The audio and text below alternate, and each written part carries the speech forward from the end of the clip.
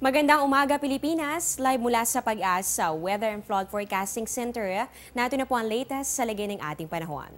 Kahapon po tuluyan na nakalabas ng Philippine Area of Responsibility yung binantayan po natin na low pressure area. Pero ngayong Biyernes magpapatuloy ang epekto nitong hanging habagat o yung southwest monsoon, lalong-lalo na dito sa Luzon at ganun din dito pa rin yan sa may Western Visayas. Kaya paghandaan pa rin ang pagkakaroon ng monsoon rains dito po yan sa may Zambales, Bataan, kasama rin po dito ang Pangasinan, probinsya ng Mindoro, Palawan, Cavite at pati na rin sa bahagi ng Batangas. Inaasahan naman po natin magiging maulap ang kalangitan na magdadala ng mahina hanggang sa katamtamang pag-ulan at mga pagkidlat pagkulog. Dito po yan sa natitirang bahagi ng regions of Ilocos at ganoon din dito sa may Cordillera, Batanes, Babuyan and Calayan Group of Islands. At dito naman sa atin sa Metro Manila at ganoon din sa natitirang bahagi pa ng ating bansa, mararanasan naman natin yung bahagya hanggang sa maulap na kalangitan na meron lamang chances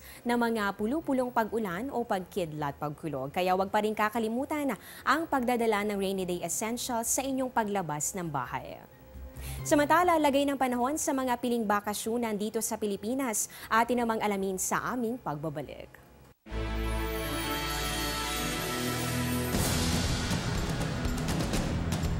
Mga numerong dapat tandaan sa inyong pagbiyahe.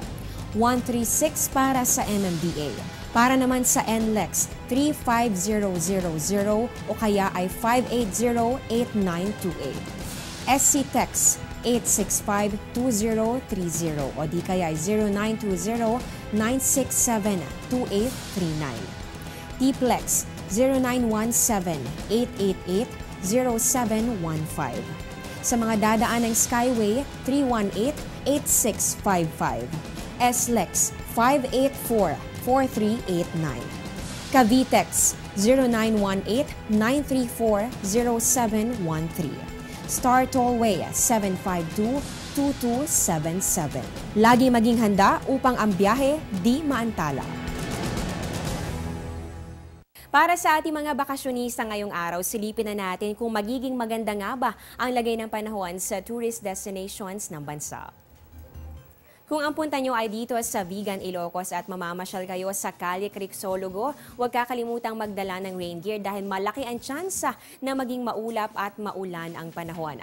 Dito naman sa Banawe, ganun din sa Anilao, Puerto Galera, Taal, Naga City, El Nido, Palawan at maging sa Boracay. Inaasahan din po natin ang cloudy skies kaya paghandaan na rin ang pagkakaroon ng mga pag-ulan at pagkidlat pagkulog. Dito naman sa Camiguin Island, kaiba sa mga nabanggit kong areas, dito mararanasan yung pagkakaroon ng maaliwalas na weather condition. Ang temperatura sa pagitan niya ng 25 to 33 degrees Celsius. At alamin na rin natin ang inaasahang weather condition dito yan sa iba pang bahagi ng ating bansa. Kagaya na lamang dito sa Cabanatuan, Calapan, Mindoro, Kalayaan Group of Islands at ganoon din sa Rojas, Capiz para po dito mararanasan ngayong araw ang pagkakaroon ng maulap na kalangitan na magdudulot ng maulang panahon. Dito naman sa Dumaguete, Catbalogan, Western Samar, Tagbilaran, Bohol at kasama rin sa ating minomonitor itong Surigao del Norte, General Santos City at ang Dipolog, Zamboanga. Dito mararanasan ang bahagya hanggang sa maulap na kalangitan na meron lamang chances na mga pulupulong pag-ulan o pagkidlat pagkulog. Ang temperatura sa pagitan niya ng 22 to 34 degrees Celsius.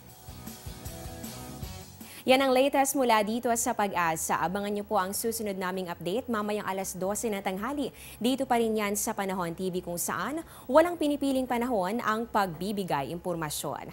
Ako po ang inyong weather lover, Amor La Rosa. Magandang umaga.